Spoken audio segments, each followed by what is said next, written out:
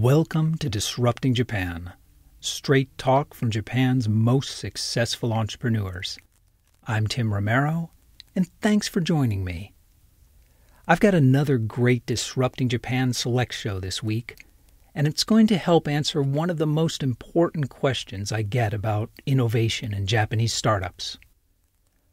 A lot of people, particularly Westerners, will claim that they don't see much innovation going on in Japanese startups. That even the most successful ones have products and business models that are similar to existing firms, and that the vast majority are simply copies of another startup with maybe one or two small differences. Well, you know something? They're right. It's completely true. Few Japanese startups are really innovative, and most are highly derivative. But, there is some very important context you need to know if you really understand why this is true. The truth is, almost all startups everywhere are highly derivative and are simply copying another company's business model. No one who has spent time in San Francisco and seen all the absolute nonsense that gets funded there would claim that most San Francisco startups are innovative or worthwhile. No. It's only a very small percentage. But those small percentage of successful startups are the only ones we hear about outside of Silicon Valley. It's simple survivorship bias. Well, with the added effect of the survivors having huge marketing and PR budgets to tell the whole world how innovative they are. But innovation is important. And when I get asked to name what sectors of the Japanese economy we are likely to find significant startup innovation, I usually point to elder care and the Internet of Things. Well, today's guest, Atsushi Nakanishi, is at the intersection of both of those categories. And their D-free device is now being used in nursing homes and hospitals all over Japan. Now, I'll give you an update after the show, but for now, sit back and enjoy a great conversation about IoT and the future of poop. This is a milestone episode of Disrupting Japan. Hemingway only published 19 novels. Shakespeare only wrote 37 plays. Mozart only composed 41 symphonies. But as of today, Disrupting Japan has released 50 episodes. When I started this podcast, I never imagined that it would grow into what it is today. And I want to thank you for listening and for your support. And also to let you know that we have some big things planned in the near future as well. Before we get started with today's episode, however, I want to give you an update on the Crowdsourcing My Career project, where I asked you, the Disrupting Japan listeners, for advice on what I should do next in my career. I received 82 emails with ideas ranging from come and join my startup, to working for VCs or consulting firms, to some very interesting consulting ideas. Oh, and one multi-level marketing pitch. I still haven't fully decided on what I'm doing next, but I appreciate all the creative feedback, and I tried to be certain to answer all of the emails individually, except for the multi-level marketing guy. Screw that guy. Anyway, on with the show. Today we're going to be talking about poop. Yes, you heard me correctly. We'll be sitting down with Atsushi Nakanishi, CEO and maker of D-Free, an Internet of Things device that monitors your bowels and lets you know when you need to go to the bathroom. Wait, stop rolling your eyes. This is not a stupid application. This is not proof that there is way too much money being spent on startups. This is real. There are millions of people who, because of disability or disease, cannot regulate themselves, and a device like D-Free could be literally life-changing for them. Atsushi and his team are trying to build something genuinely new and have taken a rather unique path to get to where they are. In fact, as you'll hear in the interview, the team has really suffered and struggled for their goals. And in that spirit of seriousness, I'm going to try to get all the way through this episode without a single instance of scatological humor. But the longer I keep talking, the more difficult that's going to be. So let's get right to the interview. Cheers. Cheers. Cheers. So I'm sitting here with Atsushi Nakanishi, CEO of Triple W Japan and maker of D-Free. Yeah. So thanks for sitting down. Yeah. Before we get started, why don't you explain what D-Free is? Because it's a pretty amazing device. Yeah. D-Free is a wearable device that lets you know when you need to go to the bathroom before you even realize it. The technology is based on ultrasound. Before we get too far into it, you got to explain, because every time I've explained this company, this product to people, the first reaction they have is, this is the stupidest use for technology I've ever heard of. Yeah. So who really needs D-Free? Who needs to be told when they have to go to the bathroom? There are a lot of users, like for incontinence and elderly people. We are getting huge inquiry to get D-Free all over the world. Mainly, they are caretakers or families who have dementia parents. Like so they're caring for parents with dementia or who can no longer control themselves. Yeah. That is a huge number of people. Yes. So I guess people with like Crohn's disease. Yes. All kinds of people taking medication that lead to incontinence. It's a huge market. And spinal damage. Spinal damage. Spinal damage. Of course. Yeah. Even though the first reaction is this is silly, Yeah. it's not. It's a huge market with a real need. So if I understand it correctly, D-Free, which is a device which we've got right here, but it's an audio podcast. It's about the size of a matchbox. That's right. And it's worn on the stomach of the user, and it uses ultrasound to see how things are moving through the bowels. As well as changing size of bladder. So we predict urination as well. Okay. How much warning does D-Free give? Users can set the time. So like an alarm. So it can tell someone if they have 10 minutes more or 5 minutes more or really? But the accuracy is changing. So it's more accurate for shorter periods? Yes. Okay. So how big is this market in Japan? We focus on adult diaper market as a first. Okay. So in Japan, $1.8 billion. The adult diaper market is 1.8 billion. Yeah. How does that translate into like the number of potential consumers? Consumer is about 4 million people. About 4 million in Japan. Yeah. Okay, that's not a small market. Yes, that's right. Excellent. I find this kind of technology coming out of Japan to be particularly interesting because the population of Europe and America, they'll be hitting the same type of aging profile in 10 years and 20 years that Japan is hitting right now.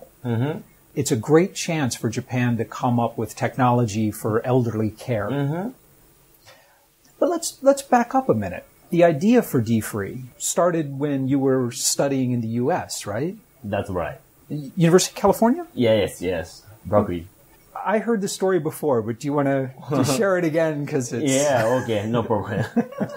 One day, when I moved to new apartment, doing that on the street, I pooped my pants. Just because you didn't have time to get to a bathroom, or you ate something bad for lunch, or what? Yeah, both, yeah. Later, I ate a very hot ramen noodle with kimchi and a lot of chili. That'll do it. Yeah. Because the last night we had a kimchi hot pot party, and there were a lot of leftover hot chili and kimchi. Okay. So yeah, and I ate at lunch, and I got heavy diarrhea on the street. And so you just thought that there had to be some way technology could solve this problem? Yeah. So I wanted to know when my poop was coming. Yeah. Again, it sounds like kind of a silly origin story. Yes. But realistically, this is not a simple goal. This is not something that you can get a couple of college students to put together a website for. This isn't something you can go out and buy parts on Alibaba and put together a prototype. There's real complicated technology involved. So once you got the idea, how did you put the team together? I'm not an engineer. By chance, I met CTO. I asked, could you make prototype? You met him at Berkeley as well? He worked at the startup in San Francisco. Ah, okay. So at first it was just the two of you putting this together? Yes. How big is the team today? Almost members are my friend, high school friend or university friend. You know, it's interesting. I find that's fairly common among Japanese startups. In the U.S., it seems to be founders in their 20s, teams in their 20s. It's all people they met in college. Teams in their late 20s or 30s, it's almost always random people they met in other startups or in business. But in Japan, there's an awful lot of founders who pull together teams that they knew in high school. Why do you think that is? In Japan, university program is not so busy. So a friend of university, one is work hard, part-time. So university students are not working together. They're doing part-time jobs and pursuing hobbies and things. Yes, okay. That's right. But in high school days, we studied a lot and take a time. We spent a lot of time together. Well, that makes sense. If high school is a time where you're working together to solve difficult problems. Yes. That's where you can find the teammates you'll trust. Yes. That's okay. Right. I first met you actually about 1 year ago. Oh, really? Okay. You were presenting at the Pioneers Festival. Oh, yeah. And you won, I believe. Yes. And you got a lot of attention after you first announced, not only because you're doing something new and unusual, but because journalists can't resist the opportunity to make poop jokes. Yes. But let's talk about what's happened in the last year. You know, what you've had to do to build this company and make D-Free a reality. This is a medical device. It's not a consumer social sharing app. So how do you go about testing something like this? Are trials expensive? Tell me about what's involved. D-Free is not a medical device. It's a consumer goods, electronic device like a smartphone. Okay, so this is not considered a medical device? Yes, okay. That's right. It's easier than medical device for trials. At first, we trial in our friends and our team members as well. It's a very hard trial. Well, sure. I mean, like any startup, you have to convince your friends and everyone to start wearing this device and keeping track of... have a drug, laxative. Oh, wow, okay. And wearing diapers and sleep 4 days, like that. You must have some really good friends. Yeah. I think you owe people a lot of favors at this point. Holy cow, okay. Sure. So you've got your friends and family and staff member walking around taking laxatives and wearing diapers to test this. Yes, that's right. You've got some good friends, man. That's all I can say. Okay. Yeah.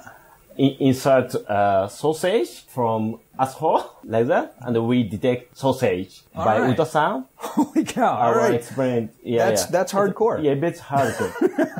Very, very hard one. And then, okay. As a result, we...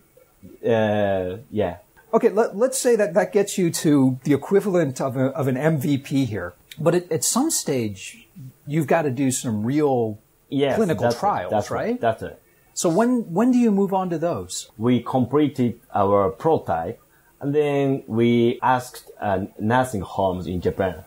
So luckily, by our exposure, many nursing home managers have interest in our product. And then they contacted us. So we bring our prototype D-Free to users. This is really encouraging because whether it's startups or large companies trying to sell to hospitals and nursing homes, it is such a conservative, difficult industry. And the fact that they were so open to trying something new, I find really encouraging. Do you think it was because you're solving a really unique problem? Or do you think that Japan is changing and they're open to trying new things and new devices in general? Yeah, it's both. Yeah? Yeah. This excretion care is very important problems. And aging population is super huge. Yeah, and getting bigger in Japan. But the worker is getting down, like younger. Right now in Japan, about 25% of the population is over 60? Yeah. So we have to find out more effective solutions. How was it working with these companies? Because I'm sure they're not used to working with beta products and untested products. For different, it's not difficult. But for the nursing homes and for the hospitals? No. It's easy for us. Our waiting list is more than 100,000 people. That's fantastic. Yeah. Are they mostly hospitals? Are they mostly nursing homes? In nursing homes. Nursing homes. At the first. All right. It's been a year since the initial announcement. You've been able to collect a lot of data. What kind of accuracy does D-Free give? We are developing now. We implement machine learning algorithms. The accuracy is getting better. Okay. For example, as of today, can you say a number in terms of the accuracy to predict within the next 10 minutes, say? So it depends on the people. The accuracy is not good for like fatty guys. Oh, right, because it's ultrasound. Yeah. So it makes the fatter you are, the harder it is to see. That's right. So yeah, we are collecting a lot of variety of people and getting better. You're not ready to give a specific percentage accuracy or false positives just yet. Yes. Okay, so far, yeah. Fair enough. Do your future plans involve getting this certified as a medical device of some kind? No, we don't want to be a medical device. It depends on market, of course, but now we don't want. And is that just because of the licensing and regulations involved? Yeah. It's too much for startup. I can imagine. Yeah. Okay, so you're still officially in beta, right? Yes. So when are we going into full production here? We start to provide from October. October. Yeah. I got to say, congratulations on the new fundraising. You just raised about $5 million. Yeah. So I assume this is the capital you're going to use to go into full production. That's right. All right. So you've had to slip the release several times over the last year. What were the biggest challenges? What caused you to slip the release over the last year? The most difficult is team building. Kuzuryu joined just this April.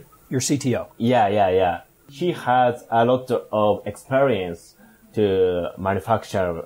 We did not have such a kind of people in our team by this year. The problem was just you couldn't get the right staff, or there were more and more technical problems than you thought at first. What kind of problems did you face that kept setting you back? A lot. That's a fair answer. I can't say one word, but everything. Okay. Like money and products.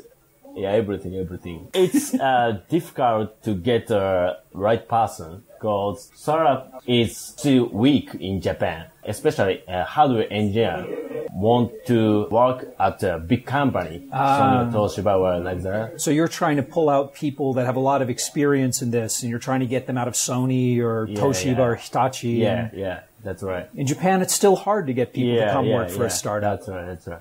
But you managed to do it now. Yeah. So congratulations. Thank you. So actually the most successful, we can hire very good engineer from Toyota and Kuzuru as well.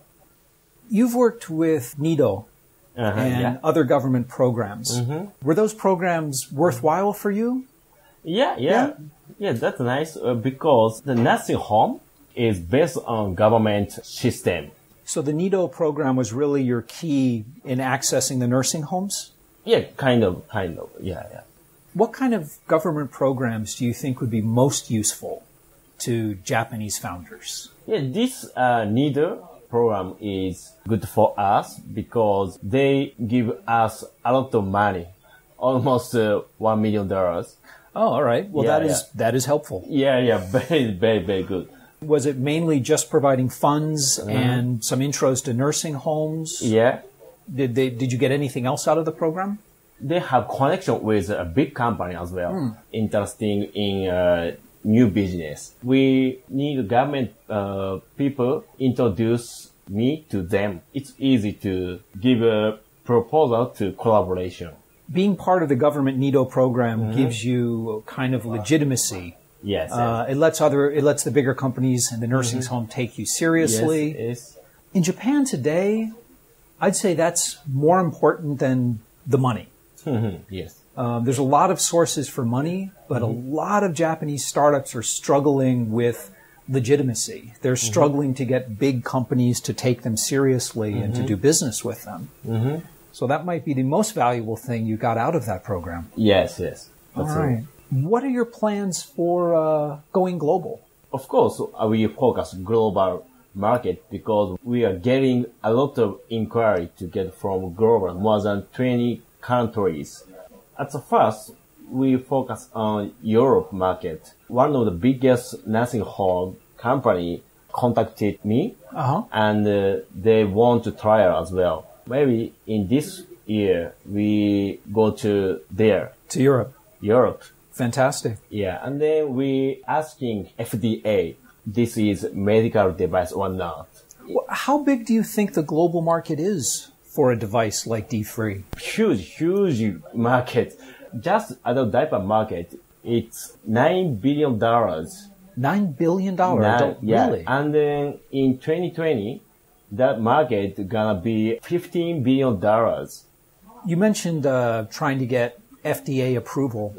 Do you think you're going to run into problems with certification overseas, or do you think it will be much like it has been in Japan? Actually, in Japan, I asked government. They told us it's not medical device, just consumer device. Okay. So we can sell as a consumer goods. Maybe in Europe, this is not medical device. It's not for like a cure or diagnosis. Not for medical. Okay. Yeah.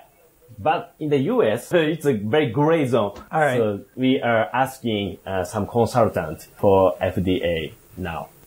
Let me back up and talk about just you for a minute, about startups in general. You've spent some time in California at Berkeley, working with startups in San Francisco and working with startups here in Japan. What do you see as the biggest differences, both good and bad, between what's happening in Tokyo now and what's happening in San Francisco? In Japan, this is a good point in Japan. The hiring cost for engineer is very affordable. That's, yeah. There. Yeah, San Francisco's a little crazy now. Yes. And this accommodation as well. There are a lot of electronic engineers in Japan. Yeah, that's true. I think it's more than San Francisco. I think you're right. And in fact, I think that this kind of Internet of Things is something that Japan is going to be very, very strong in the coming years. Yes, for that exact reason. There's a whole generation of people who just love to tinker and play with electronics. Yeah, that's right. In Japanese engineer is very detailed. So in total, the cost to product is lower than Silicon Valley. Actually, that's a really good point. Hardware engineering, it's different than software engineering in that point. And Japanese engineers, both hardware and software, are, let's say, a bit more obsessive than American engineers about getting it exactly right. With hardware, though, that attention to detail, it's really important. Yeah. And I think that is one of the reasons that IoT is going to be strong here. Yes. Excellent. You started this company in San Francisco and moved it to Tokyo. And there's recently been this trend of Japanese companies moving to Silicon Valley. Why did you come back to Japan? And why do you think so many Japanese companies are moving to California? The reason I come back to Japan is Japanese VC wanted to invest to our company earlier than VC in Silicon Valley. Okay. So that's right. So you just had more investor interest here. Yes, that's right. Do you plan on moving back to San Francisco, or is Tokyo going to be your world headquarters? Tokyo is R&D center. And then we plan to go San Francisco again as a marketing headquarters in all over the world. All right. Yeah. Well, listen, before we wrap up, I want to ask you what I call my magic wand question. If I gave you a magic wand and I said you could change anything about Japan, the education system, the way people think about risk, anything at all to make it better for startups here, what would you change? We want to change the regulation. If I get the certification of an electronic device, like Bluetooth, we can sell all over the world. Right. Like that. That's one regulation for all over the world. So Japan has a lot of unique special regulations? Not so special, but we apply a lot of places, countries. Yeah, patent as well. So what kind of regulations would you change? Do you mean change them, or it would be better if there were global standards that everyone followed? Yes. One apply. Okay. Yeah. So you would change, you'd take your magic wand and make it work on the whole world. Yes, that's right. And just say, well, it's a magic wand, so. Yeah. And just make it one regulatory system for everyone. Yes. Well, that would make life easier. And one money, no yen, no dollars. Just one. Just one. And one. One language. Well, we definitely need a magic wand for that, yeah. One language is fine. Hey, well, listen, thanks so much for sitting down with me. So much. It's really fun. Thank you, too. And we're back. Okay, Atsushi and the team are hardcore. From now on, anytime a founder starts complaining about how hard they are pushing themselves to get their product launched, or how much they've had to sacrifice and how they have no work-life balance, I'm simply going to say, well, let me tell you about what some friends of mine had to do with a sausage in order to alpha test their product. In all seriousness, I think D-Free represents the most important kind of Internet of Things innovation, and one that is often overlooked in San Francisco because of its focus on flash and change-the-world ideas. Devices like D-Free, coupling inexpensive sensors with the significant processing power of the mobile phone and backed up with some cloud cycles when needed, to solve clear, definable, real-world problems. The Internet of Things does not have to be about massive sensor arrays or extensive social media involvement. The best IoT devices will be the ones that make our lives better, without the intrusion of social networks or viral marketing. I mean, I'm fairly certain D-Free will never need to connect to your social media accounts, but it does bring a new meaning to the term push notification. It'll be interesting to see how D-Free does in production and what level of accuracy the team will be able to achieve in practice. In any event, they're a dedicated team with an innovative product, and I'm sure we'll be hearing a lot more from them very soon. Now for the important updates. D-Free, or rather Triple W, its parent company, is one of those rare, steady growth startups where things actually seem to be working out as planned. They've raised additional funding for continued expansion. They continue to grow their nursing home and hospital customer base in Japan. Their product has won a ton of awards over the past 2 years, including the Best of CES in the U.S. this year. And they've also expanded into both the U.S. and the French markets. Now, what's interesting about how the media has covered D-Free over the past few years is that they actually seem to get a lot more praise for being innovative from the press when they could be framed as this crazy Internet of Poop startup. Now that the company is maturing and growing and competing as one of the many serious companies in the healthcare industry, the story seems somehow less interesting. Or maybe at least less fun. And yeah, I admit, I'm guilty of this myself. 5 years of podcasting and social media means my headlines can get a bit clickbaity sometimes. I'm not faulting the media for trying to make everything seem new and revolutionary and innovative. That's how the game's played. That's how they attract readers. But you and I, we know better. Innovation isn't always cool. It isn't always fun. But innovation, progress, and profits are not supposed to be about having fun. It's about adding value and building businesses. And if we're lucky, we get to have a bit of fun in the process. If you want to talk about the Internet of Things, or poop, I suppose, Atsushi and I would love to hear from you.